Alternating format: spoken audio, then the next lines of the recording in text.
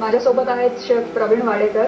आणि प्रवीण, ब्रेक घेण्याच्या अगोदर आपण बघितलं होतं की ह्याला उकळी यायची होती. आता चांगली उकळी आलेली दिसते. तर पुढे आपल्याला काय करायचं? आपण याच्यामध्ये जो भाजलेला रवा आहे तो ऍड करूयात.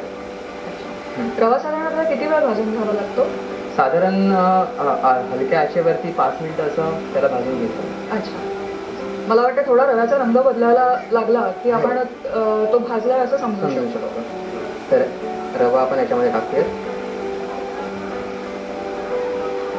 उपमा करत असताना पाण्यात रवा घातला की ते असं उडायला लागतं. त्याच्यामुळे मला वाटतं ते मिक्स करून लगेच त्याच्यावर झाकण ठेवायला.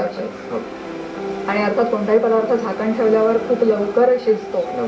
त्याच्यामुळे गॅसची बचत करण्याच्या दृष्टीने पण ते खूप गरजेचं आहे. थोडंसं मीठ टाकू यामध्ये. काही काही लोक ह्याच्यात साखरही घालतात. हो, साखर घातल्याने छान अशी म्हणजे त्याला टेस्ट येऊ शकते. चवीनुसार आपण मीठ घालूया. हा उपमा नंतर शिजल्यानंतर रवा फुलणार आहे, त्याच्यामुळे त्याचा विचार करून आपल्याला मीठ घालायचं. आता हे सगळं मिक्स करून घ्यायचं आपल्याला. आणि त्याच्यावर झाकण ठेवूया.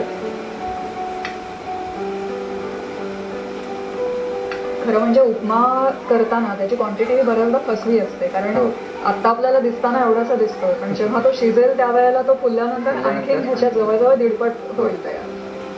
त्याच्यामुळे जर 3 ते 4 माणसांसाठी करायचं असेल तर आपल्या घरात नॉर्मल 1 वाटी असते, तेवढी वाटीभर पुरू शकतो रवा त्याच्यासाठी. आपण आता याच्यात मीठ टाकलेलं ते व्यवस्थित मिक्स करून घेतलेलं आहे. त्याच्यावरती आपण आता हे झाकण ठेवूयात, जेणेकरून जो आपला रवा आहे तो चांगला फुलून येईल. बरोबर. साधारण किती वेळ लागेल हे शिजायला? साधारण 5 ते 1 मिनिटं लागतील. ओके. म्हणजे जसं मी मगाशी म्हटलं होतं की रवा जर भाजलेला तयार असेल तर एक 10 मिनिटात आपण नॉर्मल उपमा करू शकतो. जर ह्याच्यात आपण भाज्या घालणार असू तर थोडं 15-1 मिनिट. पण म्हणजे पटकन होणारी अशी ही डिश आहे.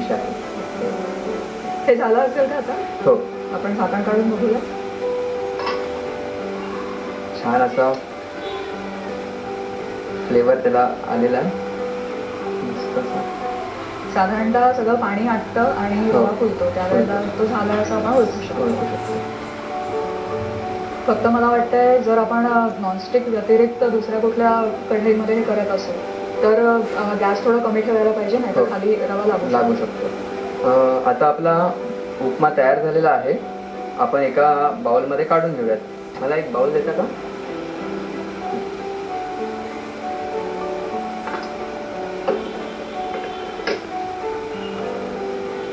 फ्लेम ऑफ करतो मी बाउल मध्ये काढतो.